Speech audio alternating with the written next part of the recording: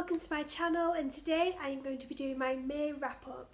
Now in May I finally got back on form and I read quite a bit, which I'm quite proud of, so let's get straight on into it. So the first book I read in May was The Underground Railroad by Colson Whitehead. Now it feels like quite a while since I've read it, so I don't know whether that's a good thing. This follows a young girl called Cora, and she's trying to escape from her master because she's a slave. And it basically follows the workings of the Underground Railroad.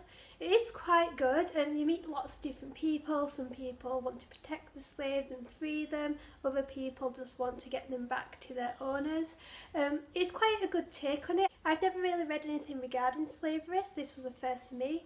And it was okay. I just didn't really feel for the characters. I felt like some of them just came and went quite quickly. I think I ended up just giving this 3 stars though, just because for me I have to really like and connect with the characters for me to like a book.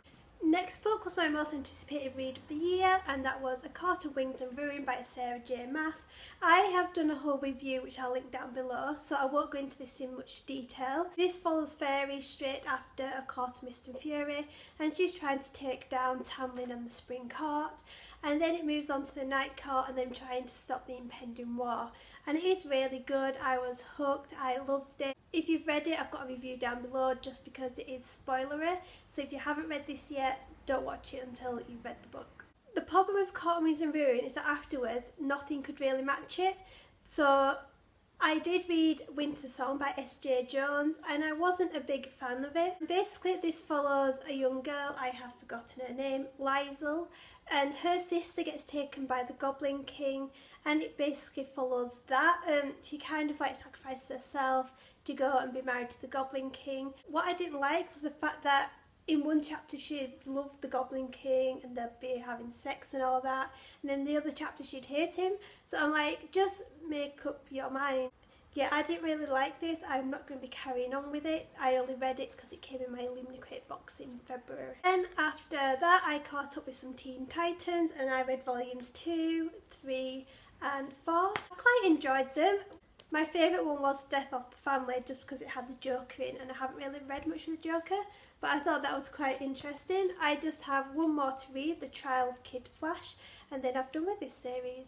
After that I read Flame in the Mist by Renée Adair, and this came in the May's Fairy Loot box and it's one of the ones I've been looking forward to. This is basically like a Mulan retelling. It follows Mariko, I think that's how you pronounce it.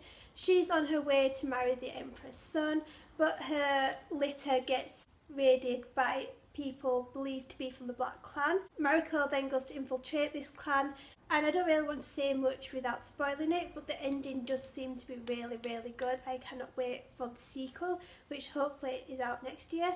And just look at that cover as well. I love how the orange and the purple, something that you don't think would go together, but it really does. It's just so pretty. And then after that I read The Princess Saves Herself in This One by Amanda Lovelace. Now this is a collection of poetry basically about, I can't explain it, but it's almost like looking after yourself, you know, realising how great you are. There are some pretty good ones in here. When I was reading it I was basically Snapchatting all my favourite ones. I think you should really give this a go. I just kind of looked at myself in a whole different way and thought, yeah, I am pretty awesome after reading this, and I do understand all the hype around it now. So yeah, that's a very quick rundown of what I read in May, and I just hope June is as good as I hope it will be. But yeah, I've already uploaded my June TBR, so hopefully I will get through that. And now there's an alarm going off, so I don't know what that is, but I best wrap this up. As usual, you can like or subscribe to this channel, and there's also my Tumblr, Twitter, Goodreads, Instagram or Snapchat to follow. And before I forget, there's also my giveaway, which I will also link below. That's where you can win any book from Book Depository for £20. So I'll link that down below and feel free to enter it. Bye!